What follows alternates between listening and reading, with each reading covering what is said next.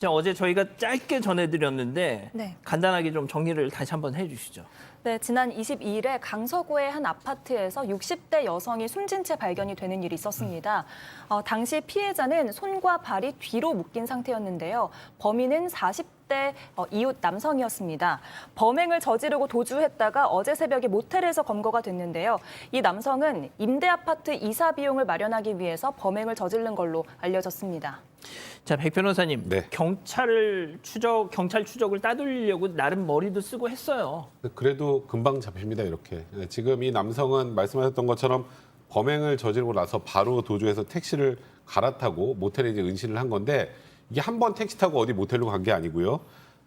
경찰 추적을 따돌리려고 택시를 여러 번 갈아탑니다. 아하. 여러 번 갈아타고 거기다 모텔도 세 곳을 옮겨서 이렇게 저렇게 은신해 보려는 치밀함을 보였습니다만 CCTV 수사 저렇게 하면 당사자만 특정되면 뭐 저렇게 아무리 치밀해 보이게 도주를 해도 지금 끌려 나오잖아요. 예, 검거된다는 걸 단적으로 보여준 사건입니다.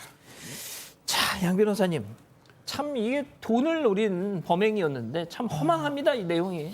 그 내용이 지금 이해가 잘 안 가요. 왜냐하면 이 남성 어머니하고 같이 살았다고 하는데 어머니가 아까 임대 아파트라고 그랬잖아요. 임대권이 어머니한테 있었던 거예요. 그러면 어머님이 돌아가시는 바람에 이제 임대권이 사라졌기 때문에 이사를 가야 될 상황이었다는 거죠.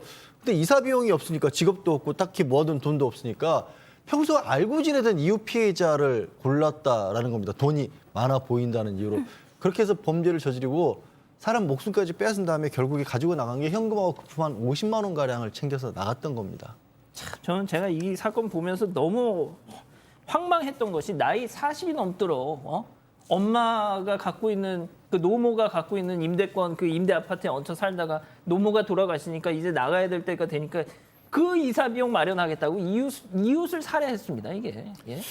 사실 이제 이 사람이 얘기하는 것은 그 주위 사람들이 이제 주로 폐지를 주워서 생계를 이어왔다, 이 피해자가 그렇게 이제 알려져 있는데. 피해자가 말이죠. 네, 피해자가요. 예. 그래서 이제 그 이웃들에 따르게 되면 이 피해자 같은 경우는 사실은 뭐 경제적으로 어려워서 그렇게 한 것이 아니라 그냥 운동 삼아 용돈이나 벌려고 그렇게 했었다. 근데 이제 주위 사람들이 이제 다른 매체들과 인터뷰한 내용들을 보게 되면은 뭐 사실 주위 사람들 같은 경우는 뭐 다른 사람들 말하기 좋아하지 않습니까? 근데 이제 아마 이 그 피해자 같은 경우는 자녀들이 다 독립을 해서 집을 나갔대요. 그리고 뭐 자기들이 잘 알아서 잘 살고 있으니까 저 집은 돈 쓸 일이 없겠네. 뭐 이런 식으로 이제 그 얘기를 하다 보니까 돈 쓸 일이 없으면 현금이 많겠네. 이렇게 돼버린 거예요. 그게 이제 이 40대 남성이 그 얘기를 듣고 그렇다면 내가 뭔가를 좀 이렇게 돈을 이렇게 손에 쥐려면 저 사람을 범행 대상으로 삼아야 되겠다. 이렇게 생각을 한 것 같은데요. 실제로 남에게 돈이 좀 많은 것으로 비춰지는 것만으로도 살인범죄의 피해자가 되는 그런 그 현실이 상당히 무섭습니다. 이 60대 어르신에 대해서 피해자에 대해서 주변 이웃들이 많이 안타까워하고 있다고 들었어요. 네, JTBC 취재진이 피해자 주변의 여러 이웃들을 만나봤는데요. 이웃들은 놀람과 슬픔에 며칠 동안 제대로 잠도 못 잤다고 합니다. 그러면서 피해자가 남한테 흠잡을 일을 할 사람이 아니다. 사람도 좋아하고 또 누군가 뭔가를 하나 주면 10배로 베푸는 사람이다. 이렇게 설명을 했습니다. 알겠습니다. 그럼 첫 번째 사건 체크포인트 짚어보죠. 은혜를 원수로입니다. 자, 관련해서 이웃 주민들의 인터뷰 한번 듣고 가시죠. 남한테 이만큼 돈 잡아주지 하시는 분이 아니야. 뭐 하나 누가 이렇게 주잖아. 10개 주시는 분이야. 부러울 게 없으신 분이야. 돈 베풀고 사시는 분이야. 사람 좋아하고. 그분 어머니가 이제 친하게 지내신 분이었었는데 돌아가셨을 때 전까지 언니 뭐 이렇게 하고 친하게 지내셨던 것 같아. 그래가지고 이제 그분이 자식인 거지. 그분이랑 이렇게 자, 인터뷰에 따르면요, 이 폐지를 줍던 60대 여성, 그러니까 숨진 이 고인과 이 피의자의 어머니, 이웃 사촌끼리 정말 친한 사이였다는 거예요. 언니 동생 할 정도로 친한 사이였고요. 또 피의자 그 어머니가 사망하지 않았습니까? 그 사망한 이후에 그 집도 치워주고 장례하는 것까지 도와줬었다고 합니다. 이런 분을 정말 그 소위 돈 몇 푼 강취하겠다고 살해를 했다라는 거. 이런 사람 아까 저 이웃 주민들 뒤에 삐처리 된 게 예. 그러니까 삐처리할 수밖에 없는 그런 내용이었는데 누구나 다 그렇게 생각할 것 같아요. 저도 그렇게 얘기하고 싶지만 제가 방송에 얘기를 못 하는 거고 예. 그리고 이런 피의자 뭐 이거는 혐의가 명백한 상황 아니겠습니까? 예. 이런 이런 사람들이 신상 공개 안 되면 누가 돼야 되는지 잘 모르겠습니다. 그러니까 말이죠. 자, 오 교수님.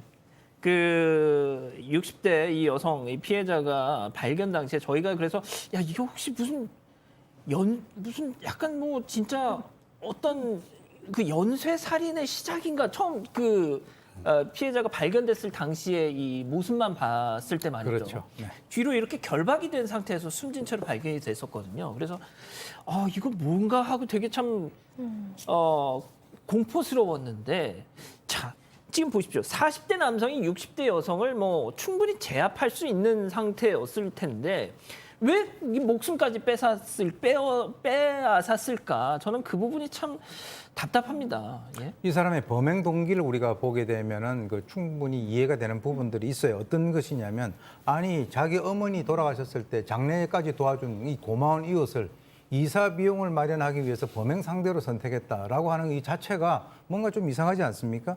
그리고 이제 뭐 40대 남자가 이 여성에 대해 가지고 그런 결박까지 할 필요가 있느냐?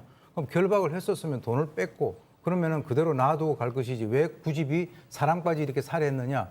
이 사람은 만약에 그냥 살려두면 나중에 신고해가지고 자기는 검거될 것이다 이렇게 생각을 했을 거라는 거죠. 예. 그러니까 이제 이 일반인들의 어떤 사고 방식하고는 상당히 차이가 있고 제가 볼 때는 이 사람은 이 세상을 살면서 상당히 어떤 그 행동 또는 결정이라든가 이런 것들을 단세포적으로 하는 사람이 아닌가. 지금 한번 보세요. 이 어떤 그 범행을 갖다 저지르고 도주했다가 체포되는 그 과정을 보게 된다면 보통 일반적인 사람들이 봤을 때는 아니 돈 50만 원 때문에 그렇게 고마운 이웃을 그렇게 살해해? 이해가 안 되는 그런 사건이죠. 이 60대 여성 할머니가 발견된 거는 한 사회복지사가 신고를 해서였는데요. 왜 그랬을까요? 이 할머니가 기초생활수급자였습니다. 예? 아까 뭐 잠깐 들으신 것처럼 뭐 사는 데는 큰 문제는 없었다라고는 얘기를 했지만 딸 셋을 키워서 혼자 키우셔가지고 출가를 시킨 뒤에 혼자 이렇게 사셨던 거거든요. 당장 그 집 앞에 음료, 캔, 이 폐지 이게 수북히 쌓인 손수레가 그대로 있었습니다. 예. 자, 이 양 변호사님 정말 이게 정말 어떻게 해야 됩니까, 정말. 예. 일단 지금 1차 조사에서 이런 얘기들이 나왔지만 경찰 입장에서 봤을 때 석연치가 좀 아는 부분이 있는 걸로 판단을 했어요. 그래서 영장을 신청을 했는데 강도살인이 아니라 강도죄 그리고 살인죄를 각각을 따로 일단 혐의를 조사를 한 겁니다. 그래서 검찰까지 추후 조사를 거쳐서 확정을 지으려고 한 것으로 보이고요. 내일 뭐 영장 실질심사 있지만 당연히 구속될 수밖에 없는 상황이죠. 알겠습니다.